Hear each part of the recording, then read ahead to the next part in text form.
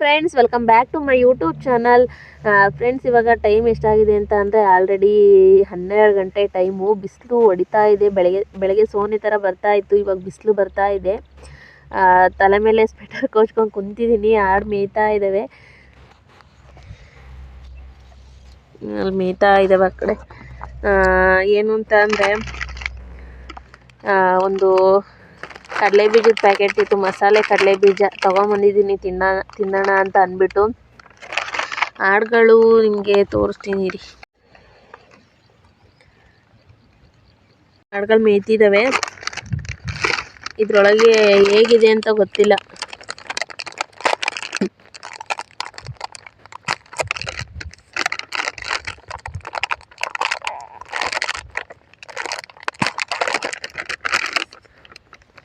Open ಮಾಡೋಕ್ಕೆ ಡಿಫ್ರೆಂಟಾಗಿದೆ ಇದು ನೋಡಿ. ನಾನು ಟೇಸ್ಟ್ ನೋಡ್ತೀನಿ ಹೆಂಗಿದೆ ಅಂತ ನೋಡಿ. ಹೆಂಗಿದೆ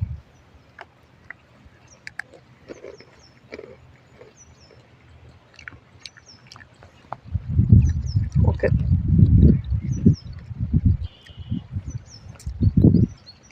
ಚೆನ್ನಾಗಿದೆ ಟೇಸ್ಟ್. ಯಾವ ರೀತಿ ಇದೆ ಅಂದರೆ ನಾವು ಕುರ್ಕುರೆ ತಿಂತೀವಲ್ಲ ಆ ರೀತಿ ಇದೆ. ಒಳಗಡೆ ಶೇಂಗಾ ಬೀಜ ಹಾಕಿದ್ದಾರೆ, ಮೇಲ್ಗಡೆ ಎಲ್ಲ ಕೋಟಿಂಗು. ಸೇಮ್ ನಾವು ಕುರ್ಕುರೆ ಟೇಸ್ಟ್ ತಿಂತೀವಲ್ಲ ಆ ರೀತಿ ಇದೆ. ಸ್ವಲ್ಪ ಟ್ಯಾಂಗಿ ಟೇಸ್ಟು, ಹುಳಿ ಥರ ಸ್ವಲ್ಪ.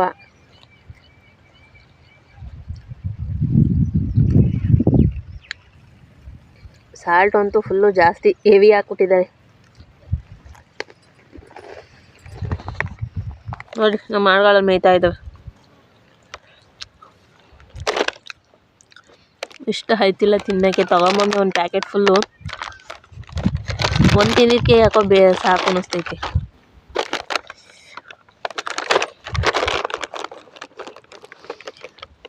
ಬಿಸಿಲು ಹೊಡಿತಾ ಇದೆ. ನೆರಳಿದ್ರೆ ಆಡುಗಳು ಮೇಯ್ಸೋಕ್ಕೆ ಖುಷಿ ಆಗುತ್ತೆ. ಬಿಸಿಲಿದ್ರೆ ಎದ್ದೋಗ್ಬಿಡೋಣ ಅಂತ ಅನ್ನಿಸ್ತಾ ಇರುತ್ತೆ. ಬಿಸಿಲಿದೆ ಇವತ್ತು.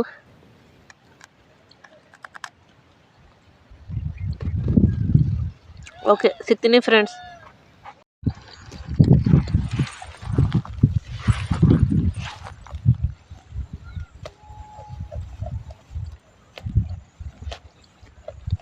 ಇವಾಗ ಟೈಮ್ ಬಂದು ಎಷ್ಟಾಗಿದೆ ಅಂತ ಅಂದರೆ 2 ಕಾಲಾಗಿದೆ.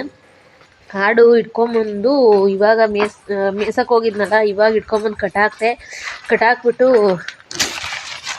ಊಟನೂ ಆಯಿತು. ನೈಟಿಂದು ಒಂದು ರೊಟ್ಟಿ ಇತ್ತು, ರೊಟ್ಟಿನೇ ತಿಂದೆ. ಇವಾಗ ಏನು ಮಾಡಬೇಕು ಅಂತ ಅಂದರೆ, ಮಳೆ ಹುಯ್ಯೋದ್ರಿಂದ ನೈಟ್ ಹೊತ್ತು ಕರೆಂಟಿಗೆ ಪ್ರಾಬ್ಲಮ್ಮು. ಅದಕ್ಕೆ ಸಾಂಬಾರು ಮಾಡಿ ಇಟ್ಬಿಡೋಣ ನೈಟಿಗೆ ಅಂತ ಅಂದ್ಬಿಟ್ಟು ಇವಾಗ ಸಾಂಬಾರು ಮಾಡೋದಕ್ಕೆ ನುಗ್ಗೆ ಸೊಪ್ಪು ನೋಡಿ ಅಲ್ಲಿ ಚಿಕ್ತಿದೆ. ಅಲ್ಲಿ ಮರ ಕಡ್ದಿದ್ರು ನಮ್ಮ ಮನೆಯವರು, ಯಜಮಾನ್ರು ಮರ ಕಡ್ದಿದ್ರು. ಯಾಕೆಂದರೆ ತೆಂಗಿನ ಸಸಿ ಆ ಕಡೆ ಬಾಗುತ್ತೆ ಅಂತ. ಚೆನ್ನಾಗಿ ಹುಟ್ಟಿದೆ, ಚಿಗುರಿದೆ. ಈಗ ಅದನ್ನೇ ಕಿತ್ಕೊಂಡೋಗಿ ಸಾಂಬಾರಿಗೆ ರೆಡಿ ಮಾಡ್ತೀನಿ. ನೈಟ್ ಹೊತ್ತು ಕರೆಂಟೇ ಇರಲ್ಲ ಸಾಂಬಾರು ಮಾಡೋದಕ್ಕೆ. ಅದಕ್ಕೆ ಈಗ ಸಾಂಬಾರು ಮಾಡಿ ಇಟ್ಬಿಡೋಣ ಅಂತ ಅಂದ್ಬಿಟ್ಟು ನುಗ್ಗೆ ಸೊಪ್ಪು ಕಿತ್ಕೊಂಡೋಣ ಅಂತ ಬಂದಿದ್ದೀನಿ. ಬನ್ನಿ, ನುಗ್ಗೆ ಸೊಪ್ಪು ಕಿತ್ಕೊಳ್ಳೋಣ. ಚೆನ್ನಾಗಿ ಚಿಕ್ತಿದೆ.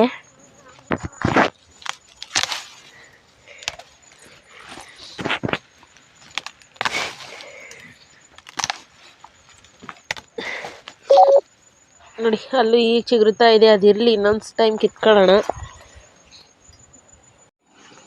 ನೋಡಿ ಎಷ್ಟು ಎಳೆ ಸೊಪ್ಪು, ಎಷ್ಟು ಫ್ರೆಶ್ ಆಗಿದೆ. ಇವಾಗ ಹೋಗ್ಬಿಟ್ಟು ಸಾಂಬಾರಿಗೆ ರೆಡಿ ಮಾಡ್ತೀನಿ.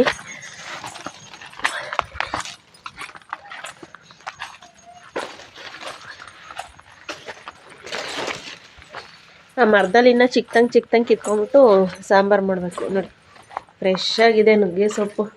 ಸಾಂಬಾರು ಏನು ಮಸ್ತ್ ಬರುತ್ತೆ ಅಂತ ಅಂದರೆ ನುಗ್ಗೆ ಸೊಪ್ಪಿನ ಸಾಂಬಾರು ತಿನ್ನಬೇಕು ಮುದ್ದೆ ಜೊತೆ, ಸಖತ್ತಾಗಿರುತ್ತೆ. ಇವಾಗ ಇದನ್ನೆಲ್ಲ ಕ್ಲೀನ್ ಮಾಡಿಕೊಂಡು ಸಾಂಬಾರಿಗೆ ರೆಡಿ ಮಾಡ್ಕೊಳ್ತೀನಿ. ಮತ್ತೆ ಸಿಗ್ತೀನಿ ಫ್ರೆಂಡ್ಸ್.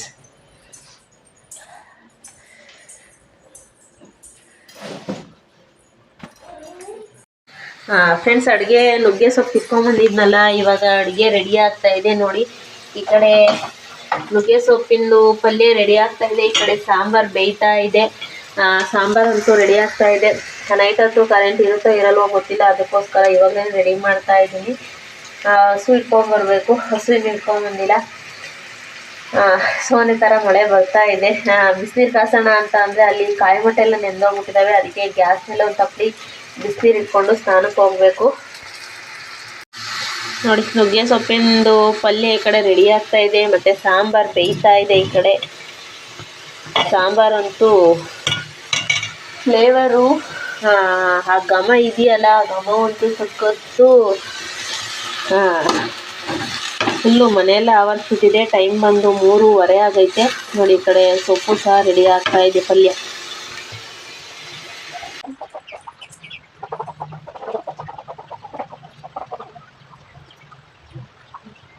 ಫ್ರೆಂಡ್ಸ್, ಹಾಗೆಯೇ ಟೈಮ್ ಬಂದು ಸಂಜೆ 6 ಗಂಟೆ ಆಗಿತ್ತು. ಇವಾಗ ಬಾಗಿಲಿಗೆ ದೀಪನ ಕಟ್ತಾ ಇದ್ದೆ.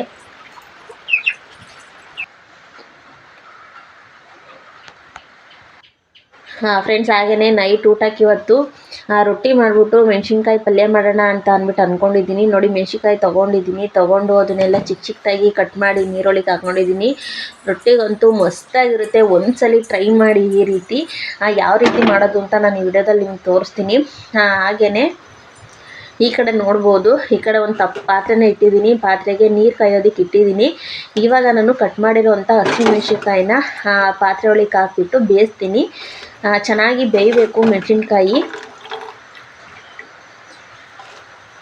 ಮತ್ತು ಚಿಕ್ಕ ಚಿಕ್ಕದಾಗಿ ಕಟ್ ಮಾಡಬೇಕು ಹಸಿಮೆಣ್ಸಿನ್ಕಾಯಿ. ಒಳ್ಳೆ ರೊಟ್ಟಿಗಂತೂ ಒಳ್ಳೆ ಮಜಾ ಕೊಡುತ್ತೆ ಇದಂತೂ. ಒಂದ್ಸಲಿ ಟ್ರೈ ಮಾಡಿ. ನನಗಂತೂ ಫೇವ್ರೇಟ್ ಅಂತಲೇ ಹೇಳ್ಬೋದು.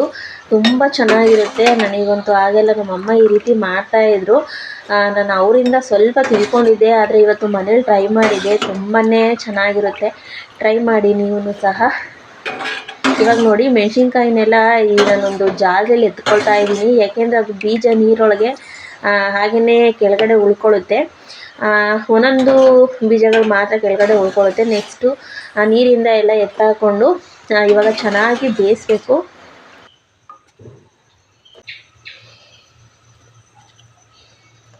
ಇವಾಗ ಬೇಯ್ತಾ ಇರೋ ಮೆಣಸಿನ್ಕಾಯಿಗೆ ಈಗ ಉಪ್ಪನ್ನ ಹಾಕೋಬೇಕು, ರುಚಿಗೆ ತಕ್ಕಷ್ಟು ಉಪ್ಪು. ಈಗ ನೋಡಿ, ಇವಾಗ ಚೆನ್ನಾಗಿ ಬೇಯ್ತಾ ಇದೆ ಮೆಣಸಿನ್ಕಾಯಿ.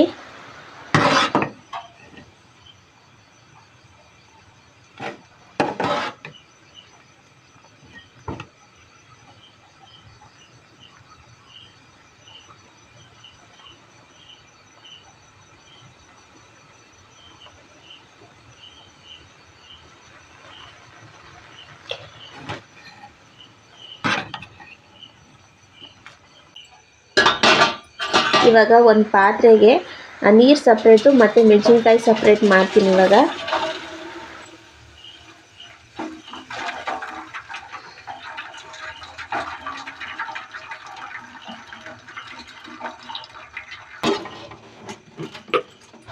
ಇವಾಗ ನೋಡಿ, ಒಂದು ಬಾಣಲೆ ಇಟ್ಟಿದ್ದೀನಿ.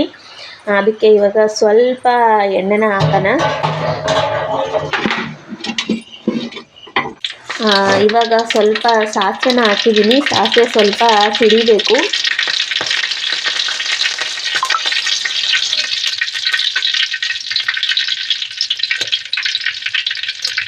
ಇವಾಗ ಜಜ್ಜಿರೋ ಬೆಳ್ಳುಳ್ಳಿನ ಹಾಕ್ತಾ ಇದ್ದೀನಿ.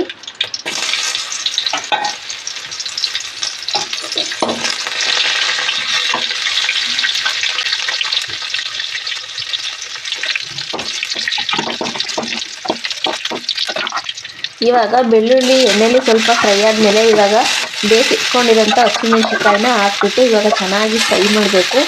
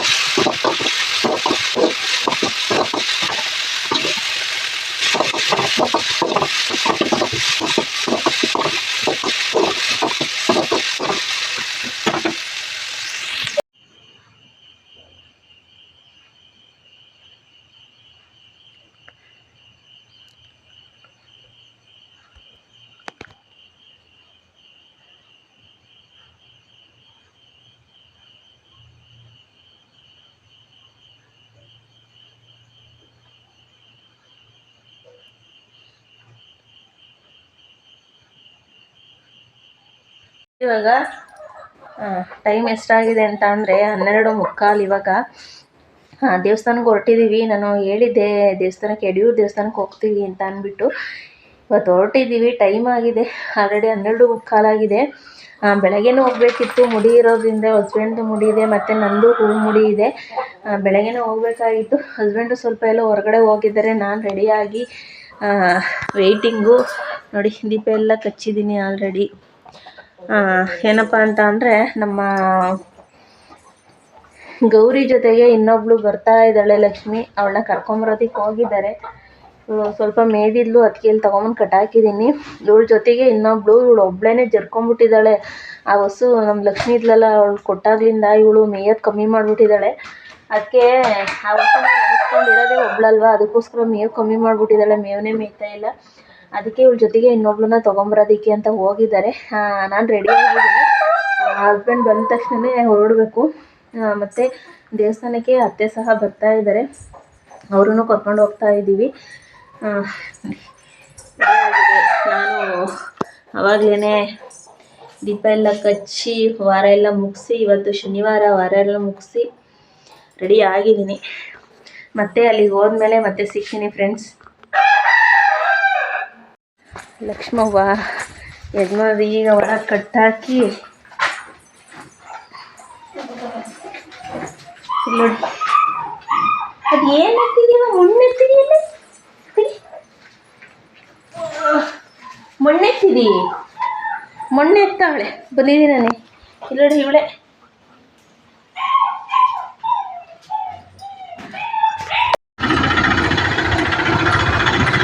ಫ್ರೆಂಡ್ಸ್, ನಾವಂತೂ ದೇವಸ್ಥಾನದ ಹತ್ರ ಬಂದು ನಾವು ಗಾಡಿನ ನಿಲ್ಲಿಸ್ಬಿಟ್ಟು ನೆಕ್ಸ್ಟ್ ಇಲ್ಲಿ ನೆಟ್ಕೊಂಡು ಹೋಗ್ತಾ ಇದ್ದೆ. ಅತ್ತೆನೂ ಅಲ್ಲಿ ಹೋಗ್ತಾ ಇದ್ದೆ, ಯಜಮಾನ್ರು ಮುಂದೆ ಹೋಗ್ತಾ ಇದ್ದೆ.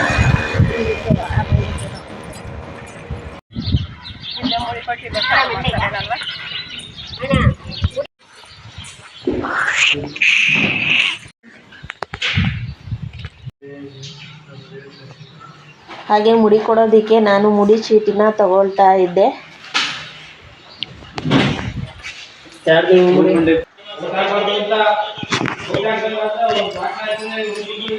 ಯಜಮಾನ್ರದ್ದು ಮುಡಿ ತೆಗಿತಾ ಇದ್ರು. ನಂದು ಫಸ್ಟೇ ಆಗಿತ್ತು. ಮತ್ತು ಮುಡಿ ಕೊಡ್ಕೊಂಡು ಇವಾಗ ದೇವಸ್ಥಾನಕ್ಕೆ ಸ್ನಾನ ಎಲ್ಲ ಮಾಡಿಕೊಂಡು ಈಗ ದೇವಸ್ಥಾನಕ್ಕೆ ಹೋಗ್ತಾ ಇದ್ದೋ.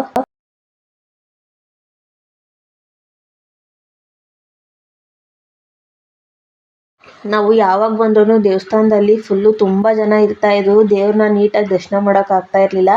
ಇವತ್ತು ಜನ ಕಮ್ಮಿ ಇದ್ರಿಂದ ದೇವರು ಫುಲ್ಲು ಕಣ್ತುಂಬ ತುಂಬಿಸ್ಕೊಂಡ್ಬಿಟ್ಟು ಬಂದು ಎಷ್ಟು ಸಲ ನೋಡಿದ್ರೂ ನೋಡಬೇಕು ಅಂತ ಅನ್ನಿಸ್ತಾ ಇತ್ತು ಇವತ್ತು.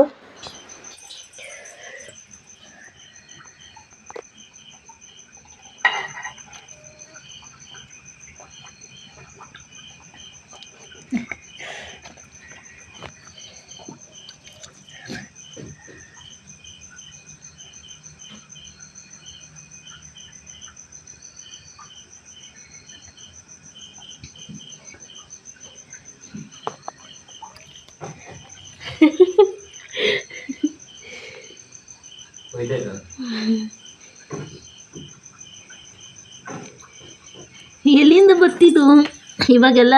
ಇದು ಮಳೆ ಉದೈತಲ್ಲ, ಓಡ್ತೈತಿ.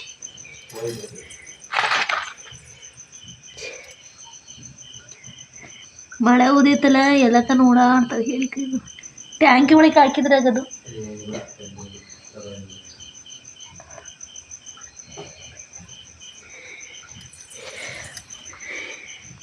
ಏನು ಫಾಸ್ಟಾಗಿ ಓಡ್ತೈತೆ ಗೊತ್ತಾ? ಅದು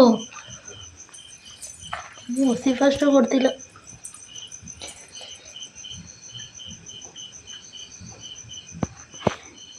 ಓಡು ಓಡು ಓಡು ಓಡು ಓಡು ಓಡು.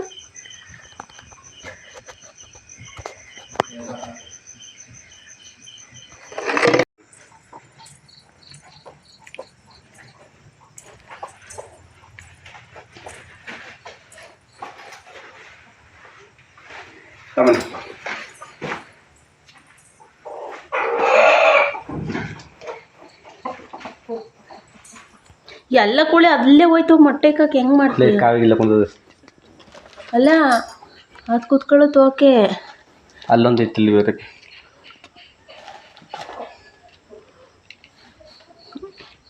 ಅವಿಲ್ಲಿ ಇಕ್ಕಿ ರೂಢಿ ಅಲ್ವಾ ಇಲ್ಲಿ ಅದೇ ಬರ್ತಾವೆ. ಕಾವಿ ಕುಂತಿರ್ತದಲ್ಲ ಇನ್ನು ಯಾವ ಕುಂತ್ಕೊಳ್ಳಲ್ಲ.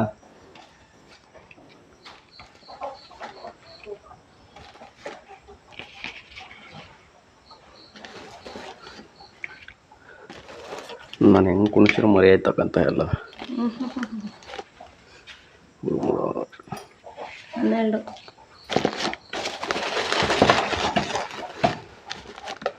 ಹ್ಞೂ